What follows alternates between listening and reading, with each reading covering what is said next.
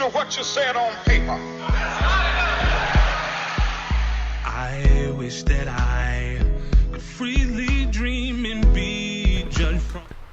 Well, welcome back to At the Round Table with MAMLEO. I'm your host, Larry Ellison, in studio with my brother, Dr. Bradley. Is out here. He has not stepped out for another vacation. He will be right. He will be right back in his seat. And also joining us in the studio here is Rose Pierre. I said folks are getting nervous. They think Dr. Bradley took another vacation. He's coming back, folks. He's pulling up now, from vacation. He took a little hiatus. He is back here. Again, folks, you're listening at the Round Table with MAMLEO. We want to thank our sponsor, Guarantee Rate Mortgage Company. For all your mortgage needs, give branch manager Cora Holbrook a call at area code 781-342-0252. Guaranteed Mortgage is located at 75 State Street in downtown Boston, Mass. Guarantee Rate Mortgage Company, guaranteed to exceed your expectations. Like I said, before we took our break, we were talking about the NAACP, talking about why we should be doing what we did back, and what worked for us was speaking with our dollars, right? And stop allowing even the mayor here, folks to pick our leaders for us, right? I mean, it's really simple. Dr. Bradley, Jamal's on the line. We were talking about roads.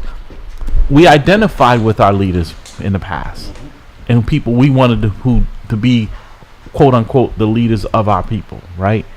And that's why it was effective. When now people are put into leadership and they have to introduce themselves, that's a problem, because the other side doesn't have that. The fact that the leading candidate for the Republican Party is a two-time impeached, three times now indicted. I keep losing. Four times. And soon to probably be four times, right? Indicted. With all of that, that is not the. That's the norm. We don't care because he speaks our language. He has our agenda. He's going to do what we want him to do. So we don't care, but all the other things are insignificant. And yet, we still cower about presenting. If they say, well, we don't want that person, that someone like me, I'm too radical because I stand up for our people. That's the word I've heard. Oh, no, that Larry, he's too radical. He's too radical. Well, one of the things that I think that we, and this is, I'm going to go out on my prediction piece here. One of the things I think that we got to be careful of in this society is that there's a contingent or a group of people that are not of color who feels that the democratic approach to governing ourselves is no longer effective or sufficient. And the reason for that is because it yields a black first family. And because of that yielding of a black first family, they are now willing to tear down the guardrails that actually support democracy, and allow the government to stretch out to a point where you will put the central power in the hand of one particular branch. And you will have a group of individuals who will actually push an agenda, and there's no opposing side. We call that fascism, by the way. I wish I could find the broadcast when numerous times, and you always come to mind when you said Donald Trump is not running for president, he's running for king.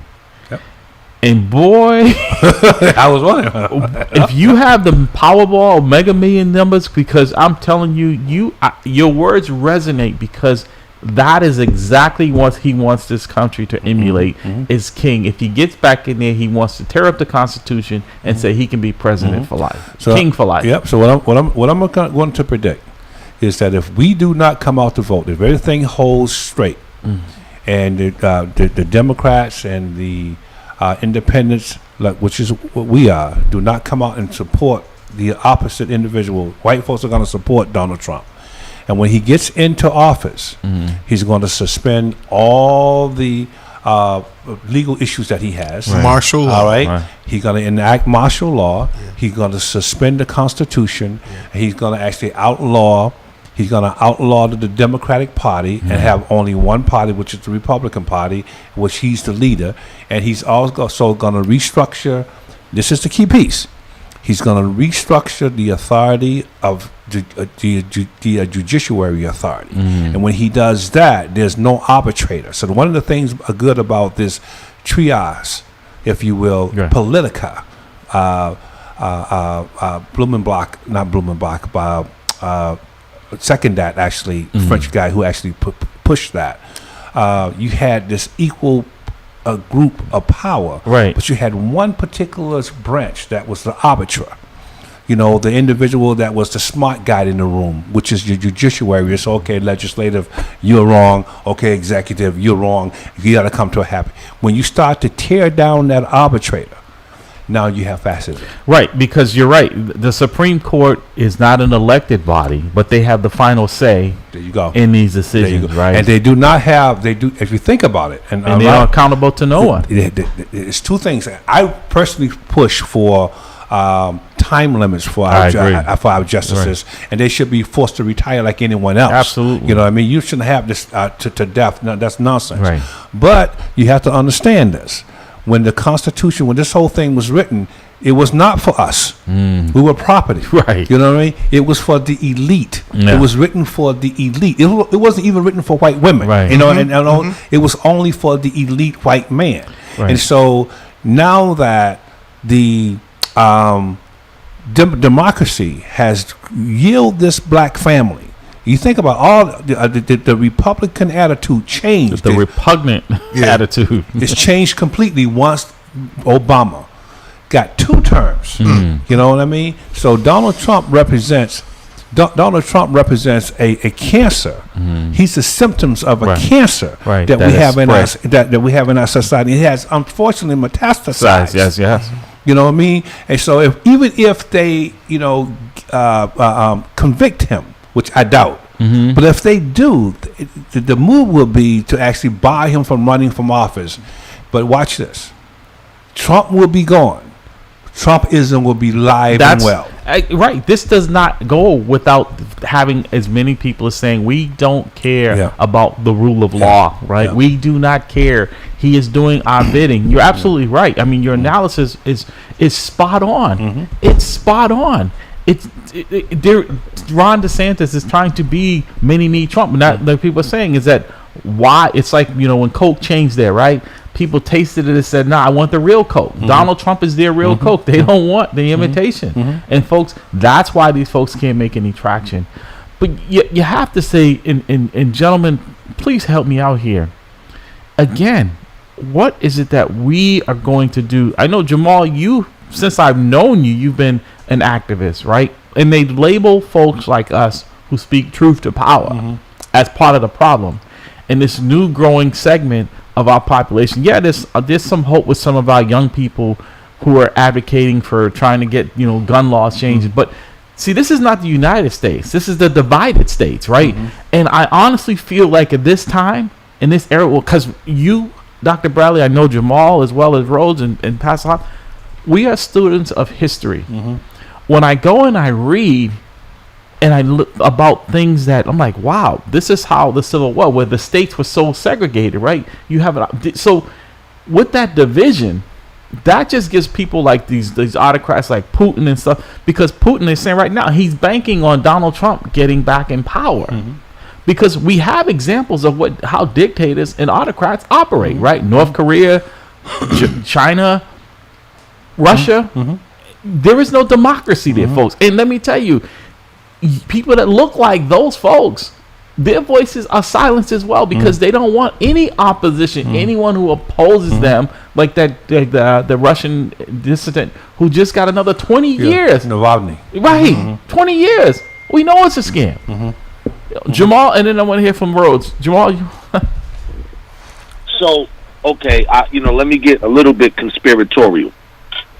So, 2 things. One, Dr. Bradley just, gave the analogy, kind of comparing Donald Trump to a cancer. Yeah. I'm gonna call it a tumor, because most times, you can't see cancer, right?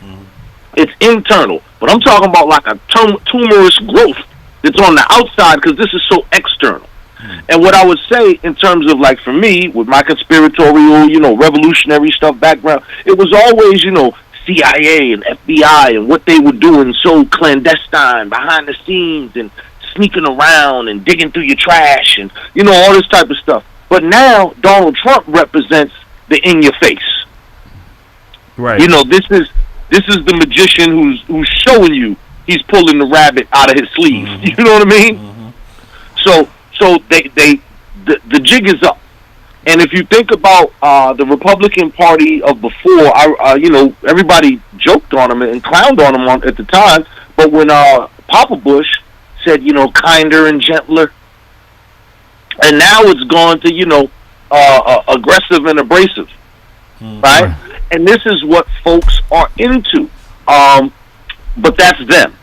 Now, for us, the other part of the conspiratorial thing is we are at the verge of some scientific breakthroughs and so on and so forth. While everybody is doing this whole, you know, the Barbie movie, the other movie that's out there is Oppenheimer, about the scientist, you know, who created the atom bomb and all this type of stuff, right? But we are at the verge of such scientific breakthroughs and all this. Have y'all paid attention to the whole revelation of the aliens and UFOs? Oh yeah, that's good. Yeah. Okay. Yeah. So but now they're all in saying, DC. So right. Well, so my point is that we could be at the verge of the most serious critical time in not only the history of America, but the history of the planet. Yeah. New energies emerging, all this type of stuff, geopolitics and all this. And this is the guy you want to steer the ship? Well, this is right. You're absolutely right, because to your point, Jamal, and this is why it's spot on, right? All of the, you know, when Joe Biden's administration took over, right, I tell people, which would you rather have? People show his age. What would you rather have in the White House? Your grandchild or your grandfather? I'll take my grandfather over my grandchild, because we know a child doesn't know how to do things. Now, here's the, and I'm going to get your opinion on these folks. The economy is moving in the right direction, right? When Joe Biden came in here, COVID was running rampant. The economy, I mean, it takes time. But when you look at, if you're honest with the assessment of how things have been going, right, compared to when Donald Trump. And here's the other thing: tell me the last time you heard of Republicans talking about anything except revenge and had a hearing on any of these things other than Hunter Biden and how we're going to weaponize, which they claim that was happening now, that they're going to weaponize the Department of Justice. That's what we did under J. Edgar Hoover, right? Had people spying on. I say all this because even the folks who are supporting them, if you ask them, what have they said that is going to help improve your lives other than revenge for what they feel that Donald Trump has been wrong? It's this sycophants. So you have to say, people like that who don't even care, they rather sacrifice their own financial, because this money that comes in, right, when Joe Biden gets it approved for the bridges and the construction going on in their cities and states, they're fine with taking. Matter of fact, they run down there and say, hey, look what I done for you. The crazies, the Marjorie Taylor Greens and those, the boulders. I mean, but again, you all said it. It's the cancer that's growing inside and people don't even see it. That these folks would go down there to the jail where these folks are and say they're heroes, and Donald Trump would be playing a song for them during his rallies, that these are victims. They're victims. They're victims. And even I was listening to the conservative, like I said, I think you have to listen to them sometimes, Dr. Bradley, to get your blood boiling, right? To get mine boiling very quickly. Rejuvenate you, right? Because what they were saying was that these people are victims, and what's happening to them is an atrocity. And in the same breath, they say, well, look, these folks should be let go, that they should have the right to protest. But then when the Black Lives Matter people are out there protesting, oh, we can't have that. Or if they break a window, they should be thrown under the jail. But these folks can storm the Capitol and try to overturn our Can you democracy. imagine what Washington, D.C. would look like if that was Black Lives Matter, storming the Capitol because Clinton didn't win the election? You know what I mean? We have to think about, as a society, that a divided house cannot stand. And I think the time in history that best represent where we are today is the time right before the Civil War, where you had this divisiveness in the country, and slavery was one of the issues, to the point where most white men would have decided with the South as if slavery was the only issue.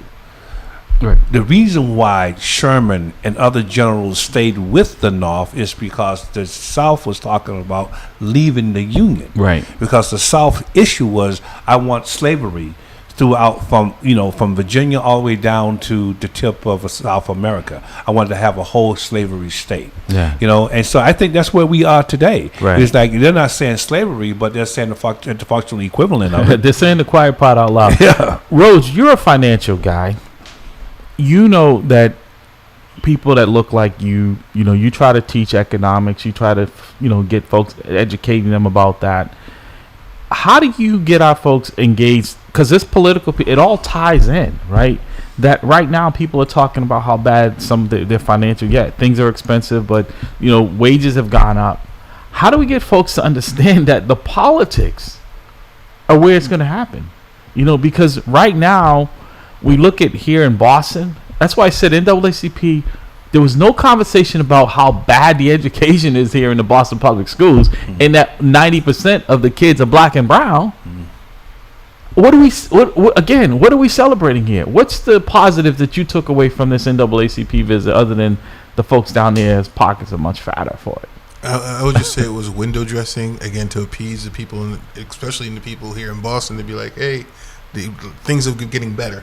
And that was just kind of like the message that they're trying to, the agenda that they're trying to push, because obviously, like you said, things haven't changed, and we're far worse. Like as far as dire situations, is the number of people graduating, especially the people of color, and people going to higher education.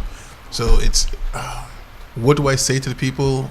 Like you said, like you can get people to storm. If you're giving out PlayStations, if you're giving out like to come down, but you can't get them to register to vote. Right. You can't get them to. And that was just a hope. Like even this meeting that we did last week. Yeah. How was that? I went to that meeting. Tell me, because I went from the NAACP where they had a lot of people there and everything. And again, the agenda was just kind of like, hey, we're all well dressed. We're here to mingle. We're here to meet other people like look like us, but. They, as I said, when I got to this meeting was like, literally people were exchanging names and numbers. Well, how was the turnout? The turnout was minuscule. Okay. Like it was, I would say probably 8 or 10 of us. Wow. Okay. Wow.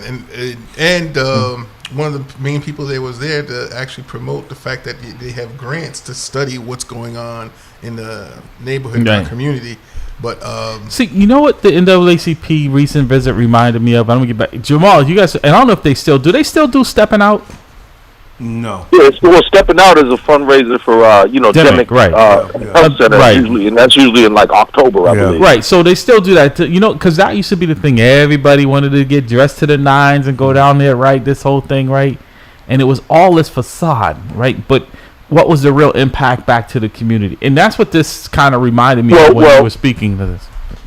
Okay, so I want to do two things, because I've been critical, but also, as I strive to be, I'm also fair. I'm a realist. So I do want to say a couple things about the NAACP convention. So one, locally, the Boston chapter doesn't really have that much, like the whole city doesn't really have that much, as much control as a lot of people would think, right? Because the NAACP convention, that's a machine. Right. All right? And so whatever city it goes to every year, they control it, right. Yeah, exactly, right. They already, like the entertainment or what they have, national entertainment committees and so on and so forth. Blah, blah. And a lot of the agenda is set because, remember, this is a national organization, and so this is a meeting of their organization. So while there are a lot of parties and entertainment, they actually do some actual business, whether or not that's as well attended as the dance sessions. I don't know. I didn't go to any of it. But they actually do votes on NAACP business. They have a plenary session and all this type of thing. So there is some actual business being done. But also, too, I think it is incumbent upon us, where we have become, in my view, so misguided that we see our salvation coming on high in the form of some sort of event. So that this happened before with the Urban League, and it happened before when the NAACP was supposed to come before. The projection that this event is going to come to town and somehow our lives will be forever changed is a misnomer. And a misnomer? It's an error. Yeah. And why we have to prove, because, these conventions are held some city every year, right?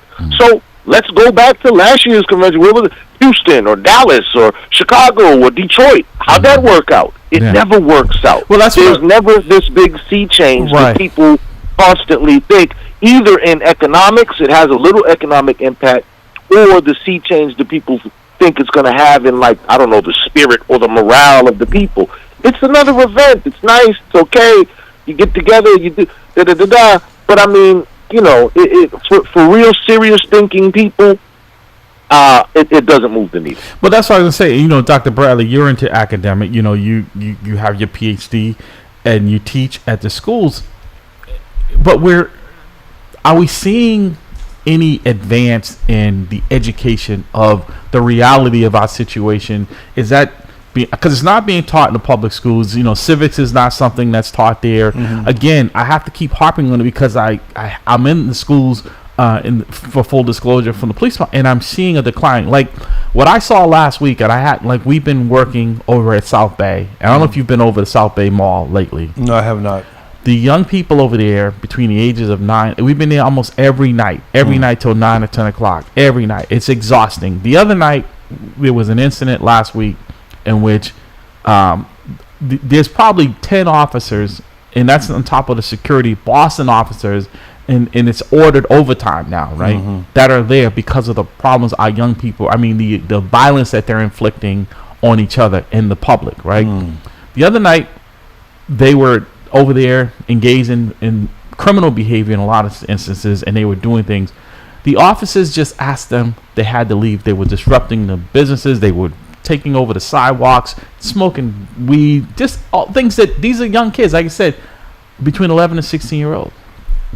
11 and 16? 11 to 16 year olds. Okay, wow. They attacked the officers, snatched one of the officers' radio so he couldn't call for help. Now the other one calls for, there had to be 50 officers from all of the city converging because now they're calling for help. It's an OT. We were there already. So we responded over because we were over near the target. We responded over there. And I'm watching this in real time.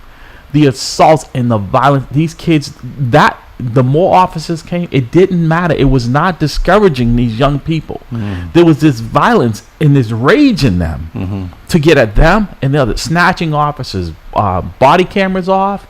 They broke windows out of businesses, broke windows out of police cars. This went on for about 40 minutes. 40 minutes where they said, look, they had to start arresting these young kids. That was not a deterrent. Even arresting these young people, they still were coming and attacking the officers in the public. Until finally more help came and they realized, okay, this is what it was going to be.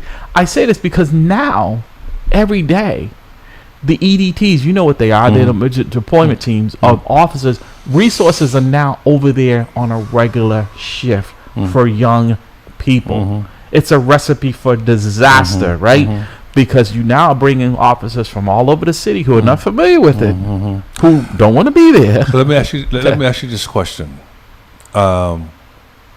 What do these young people look like? They look like you and I. Okay, that's my point.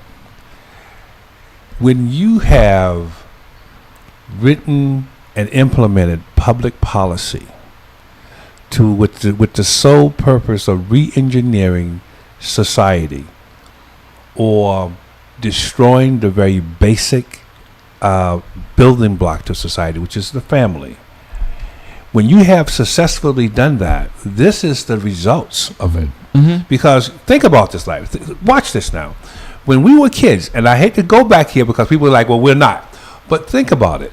When the complete family unit was in place, the kids who has all this energy, you see it, and all this, just the strength and all this time, would not use it in such a destructive, deleterious way. They would not do it.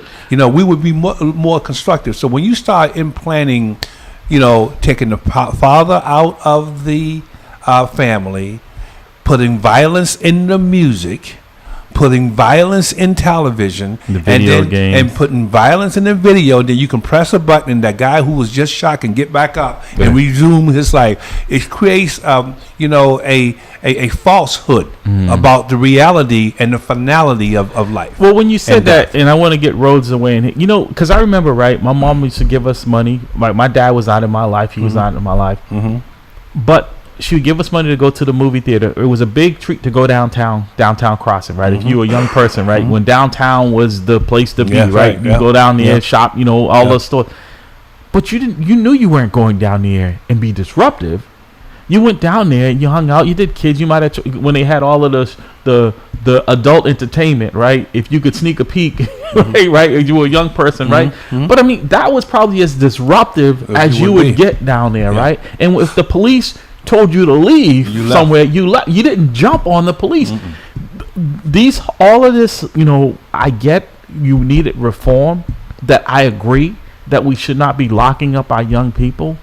But to say to them that you're not accountable until you turn 18, you continue with this behavior, that is more of a pipeline of prison, because you get used to behaving in a way where no one is holding you accountable. With the new reforms, a juvenile, their first misdemeanor is a get out of jail free. You can't even be charged for your first misdemeanor. You can't even be arraigned for your first misdemeanor.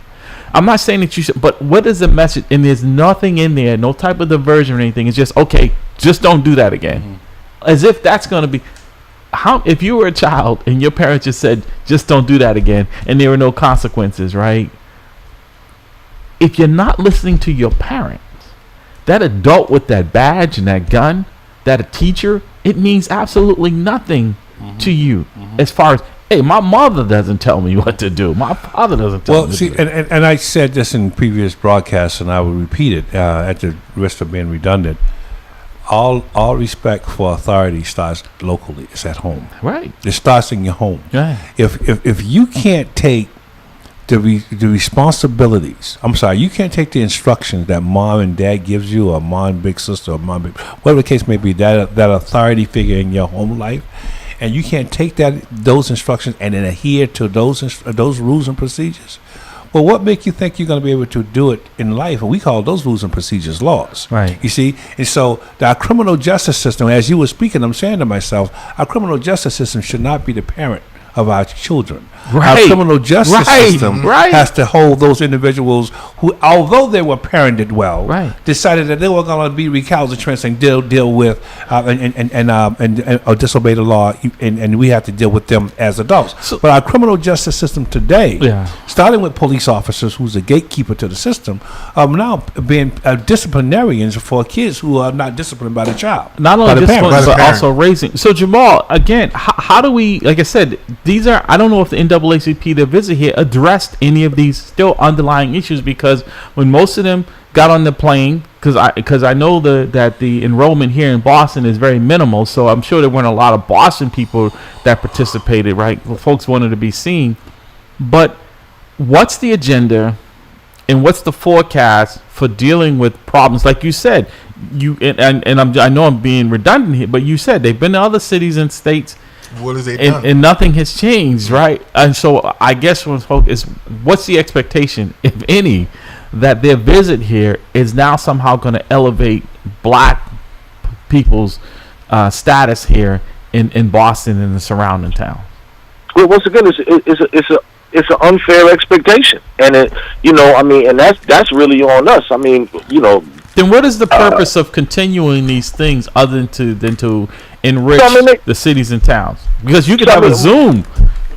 Right. I mean, they serve their own purpose institutionally and all that for the organizations and all that. I mean, just like, the police have an annual. MAMLEO just had their convention. So right, but we don't have the nationals any longer. We used to do the national ones. So you're right. Noble doesn't do national anymore. Noble is different than MAMLEO. The Noble does. I thought y'all were part of Noble. No, we are. Well, some folks are, but I'm saying we used to have, and I don't know if you've ever been to any of them, where we had the national conventions where we look forward to them, but we would always have them in the community. It was intentional that we would have them, and we would have a march in our uniform, and we would go to black churches, we would go to black business. It was intentional that we were going to make sure that we left our money with people that look like us. But see, I'm sorry, Jamal. Go on. I do this hit later. Go on.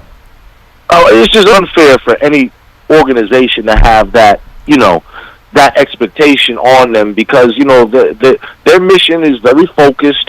They deal with legislation, legal redress, and no, I get that part.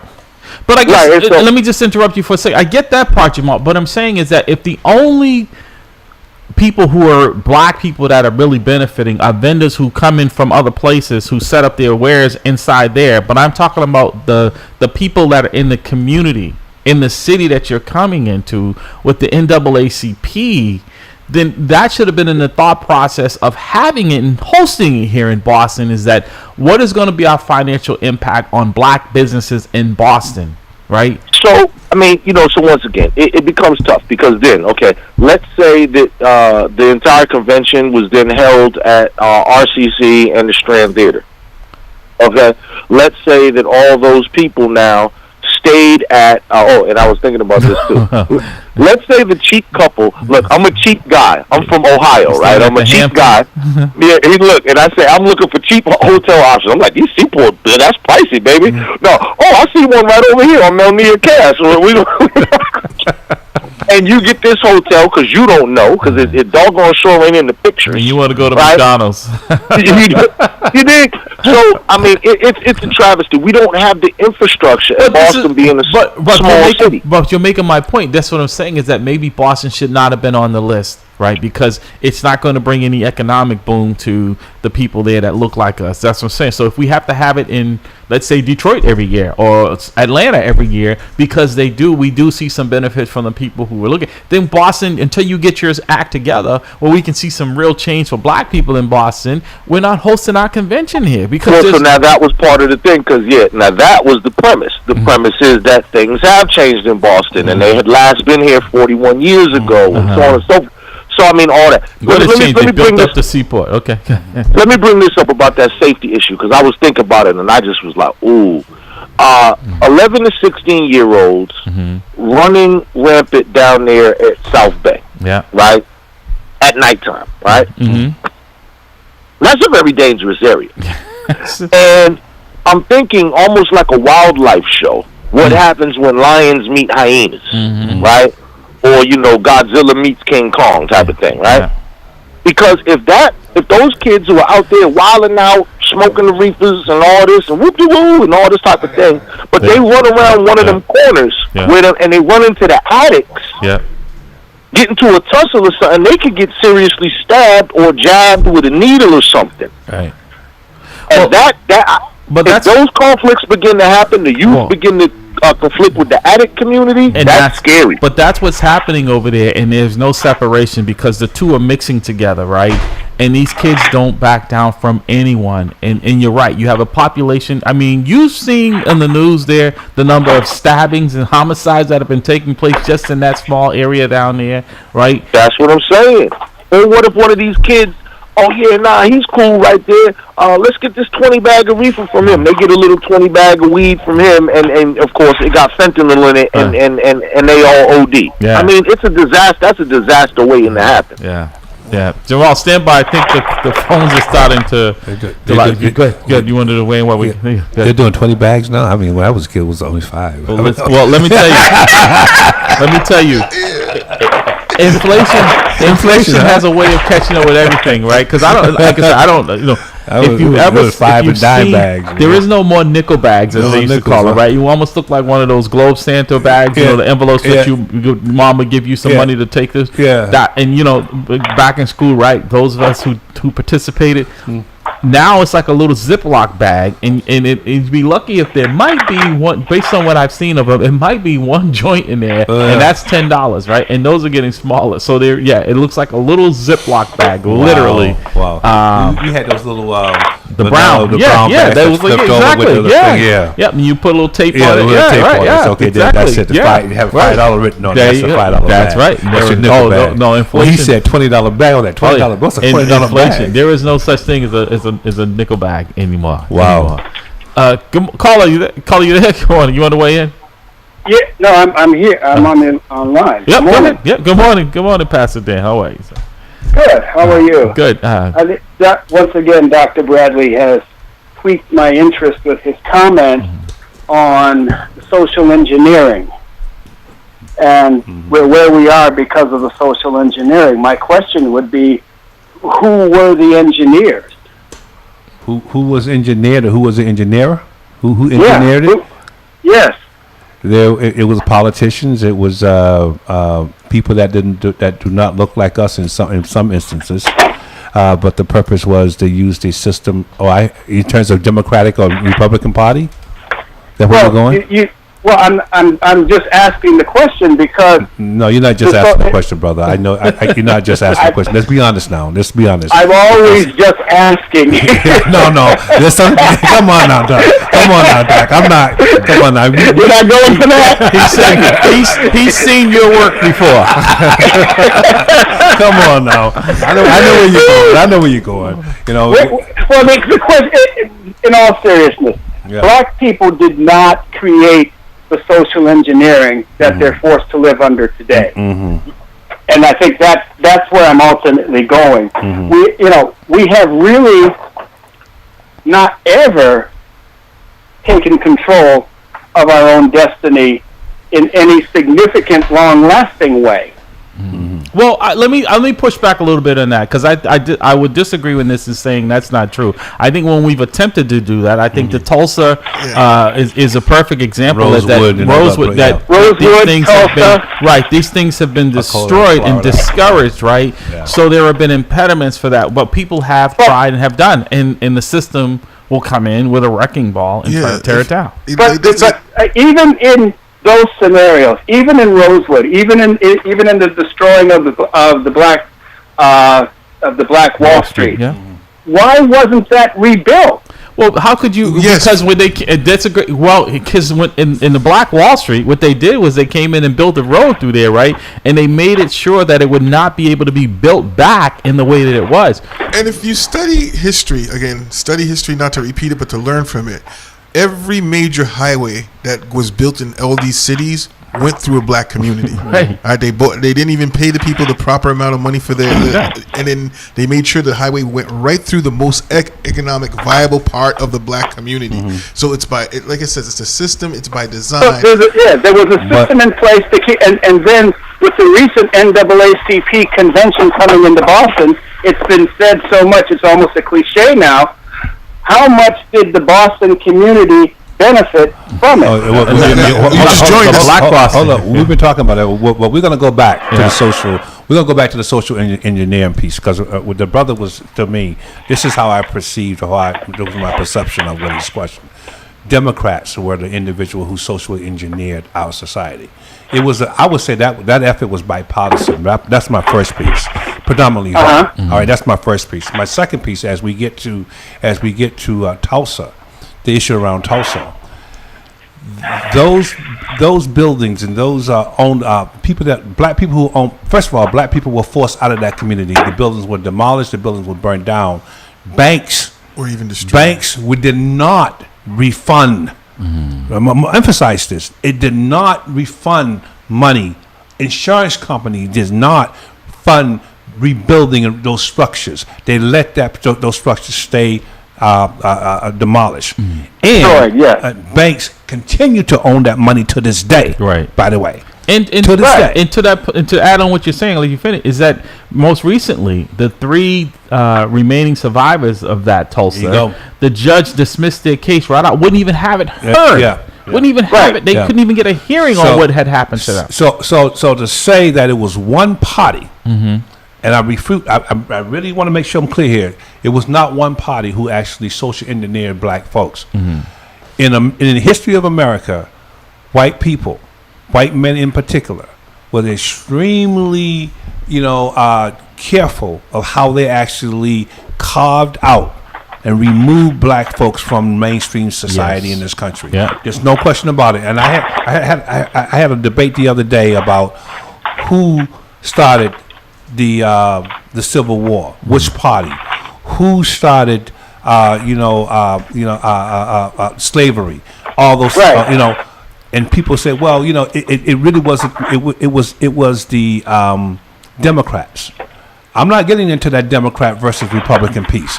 It was white folks, white individuals who were looking no for their party own has a monopoly on it. No party has a monopoly on it. I said to you a long time ago, in which you took the recommend. I said that's why I'm an independent. Yep. I don't belong to any one of them because I don't belong to anyone. Yep. Let me interject this. Yeah. And so, first of all, a lot of this predates Democrat, Republican. I mean, we started slavery. Easy, the Portuguese. You know what I mean? Agree. Way before all that. Yeah. You talking about the 14th?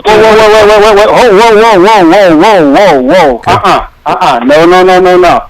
If you're going to say who starts slavery, Jamal, my brother, you have read the Bible. You know that slavery. Okay, Dan,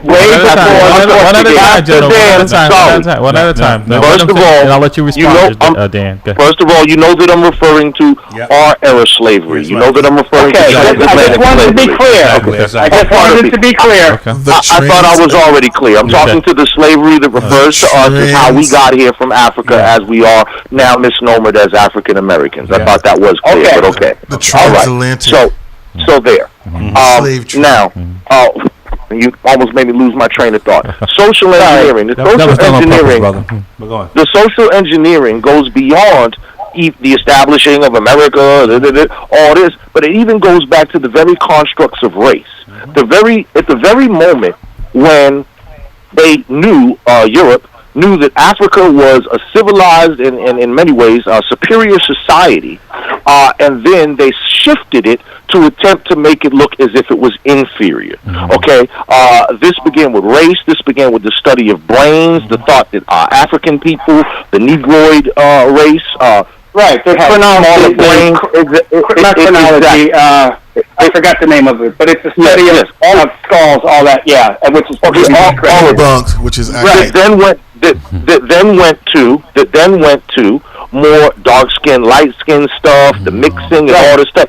So the social engineering is that plus the stuff that they're able to affect in policy in terms of who gets loans, who's allowed to vote, this, that, the other, and then lastly, and this is pertinent on this station mostly, the religious indoctrination that was made years ago when they decided to paint Jesus as, the white long hair, blue-eyed, or dark hair. Exactly. Yeah, exactly. Absolutely. So all of that is part of the mental mind screw that we as a people have been through, plus colonization and all that, much of which happened before America. America was the new technology startup and saw, that's what England did, that's what France did, that's what Spain did, and they did it all and made them a melting pot of white supremacy, and America, dare I say, perfected it. So Rhodes is here. Rhodes is he's a financial guy. So I'm going to ask you, Rhodes. We talk about financial wealth. How difficult is it for someone like yourself to get inroads and to teach financial wealth to black and brown people? It's very tough in the sense that, they say knowing is half the battle and the other half is doing something about it. Okay. So you can even teach them and tell them, and they still will not partake and engage in actually being proactive in this, in their own economic well-being.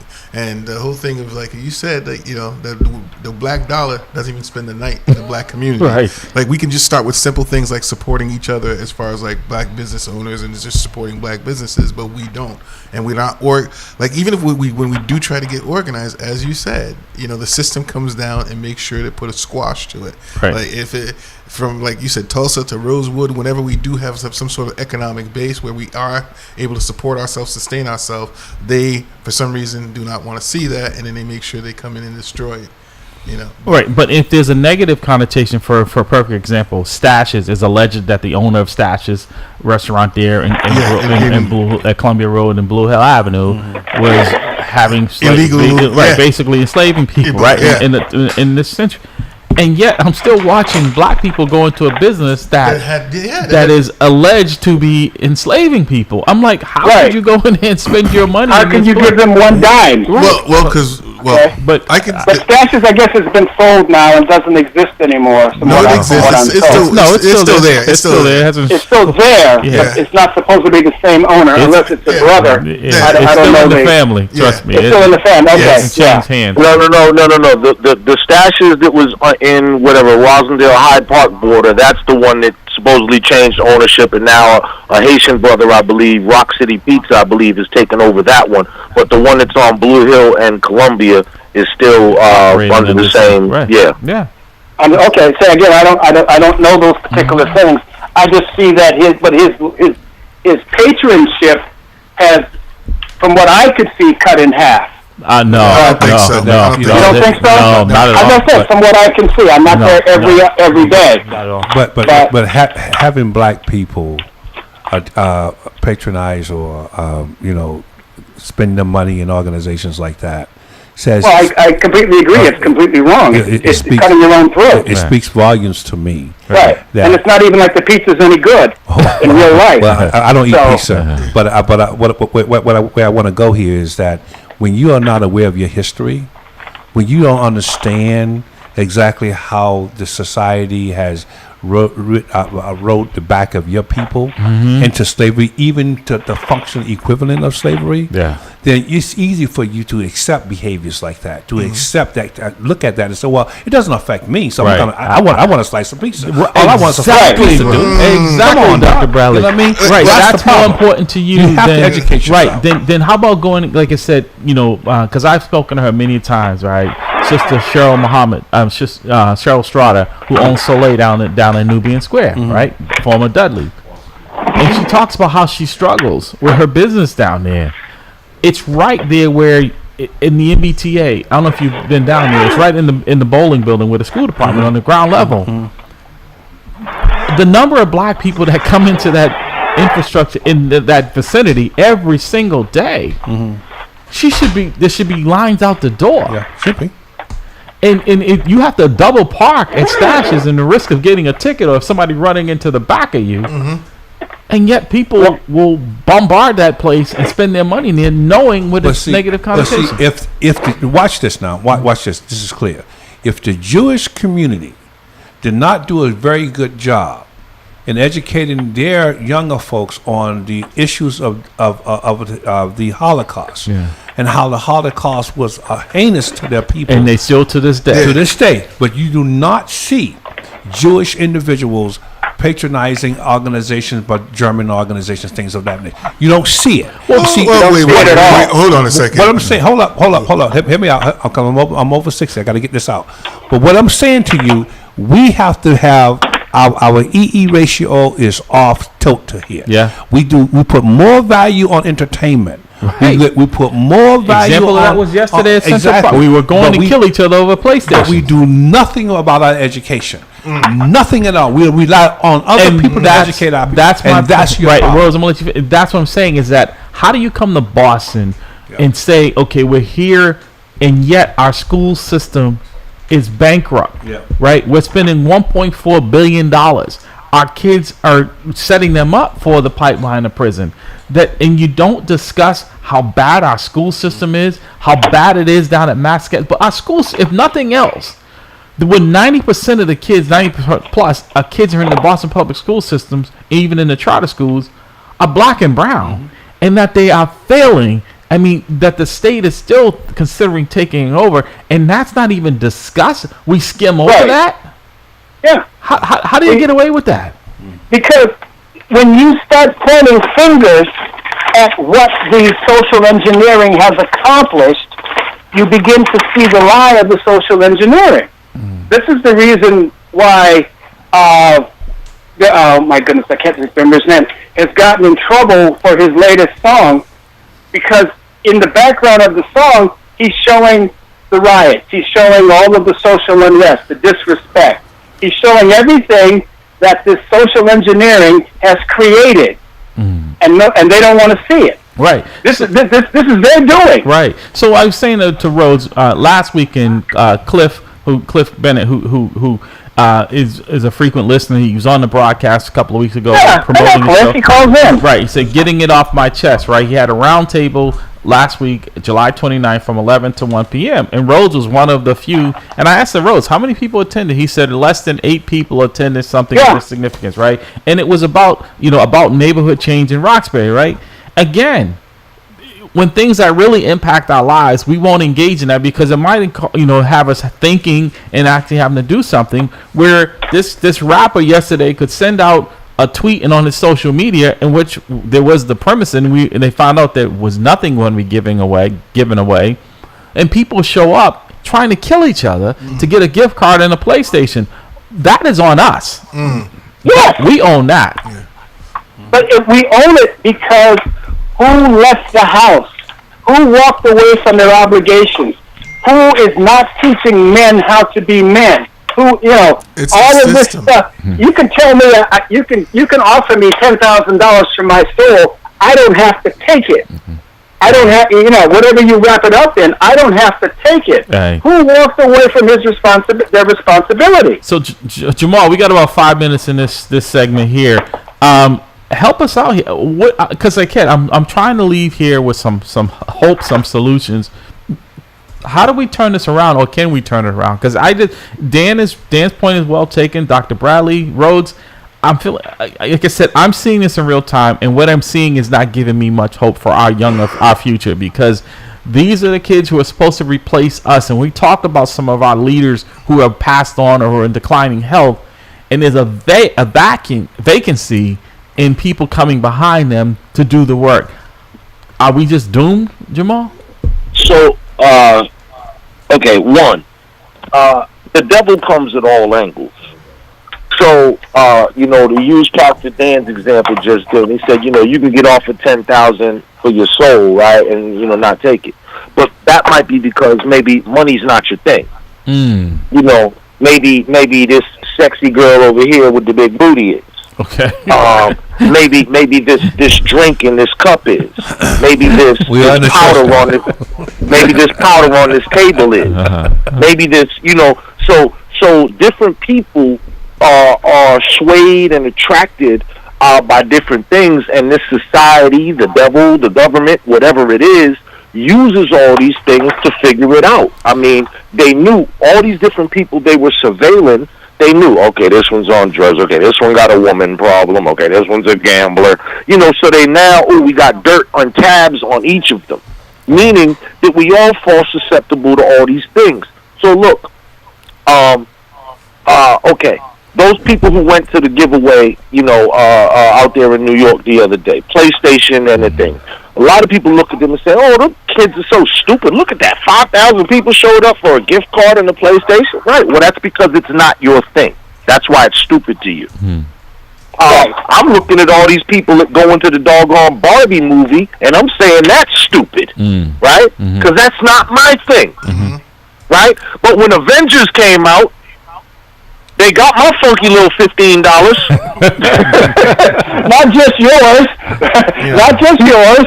They got my. But here's the thing. Now, it's funny that you mentioned that. I actually have to go to the Barbie movie and watch it because I had a very close friend that recently passed, and when that movie came out, I would have gotten a phone call asking me to take them because they wouldn't be able to get there themselves. And that's your story, you're sticking to it, Dan? That's my story, I'm sticking to it. I'm going to go to the Barbie movie as an homage to my friend who couldn't go. Okay, homage. Hey, we'll let Hobbs help pick you out a nice pink suit. No. I'm going to slide in when nobody's around. I tell you what, though, real men can wear pink. Personally, I can't wear pink stuff.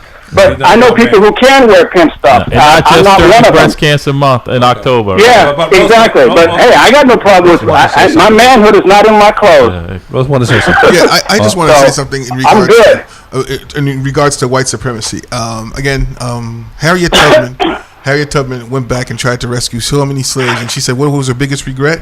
all the people she couldn't convince that were slaves to come with her. Right. All right, Said because they were if I could- brainwashed. right, Yeah. if they only knew They were slaves, Right. And then so again, use that as the premise Mindset, right. of the I have a mindset that's t-shirt going that on says, right now, I and could that free we're still more slaves if they only knew they were slaves. Exactly, and then that's what's going on. Like if they don't have the awareness and the where to be to actually, like he says, they don't know the history. With the Jewish community, the way they teach the children the history from the beginning, That's right. and then From the earliest point. yes, right. They part of teach their them- the Seder, Yeah. part of their religion, part of the whole culture, Part of is like, everything is their understanding of who they are, where they came from, Yes. and what they will not let happen again. Right. And then And so- we don't do that in the black community. understood. We really don't. Understood, and then that's one of the things I was going to say is the fact that when they do, like they incorporate the youngest child in the family to start asking the questions in order for them, like they make the kids part of the ceremony.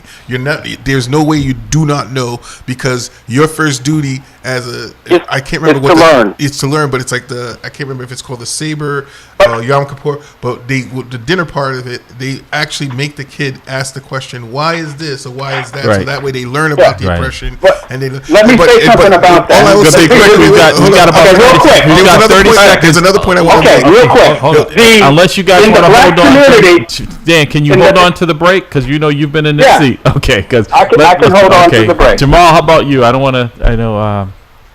Did we lose Jamal? Oh, No, I'm here. I okay. got you. Okay, we got to take a break. You want to hold on? Because it's a very spirited conversation, and I'm enjoying it. Can you hold on, or you got to go? He's holding on. No, I'm gonna stay. Yeah. Okay, all right. We got to take our break, gentlemen. We'll be right back. Always rooting for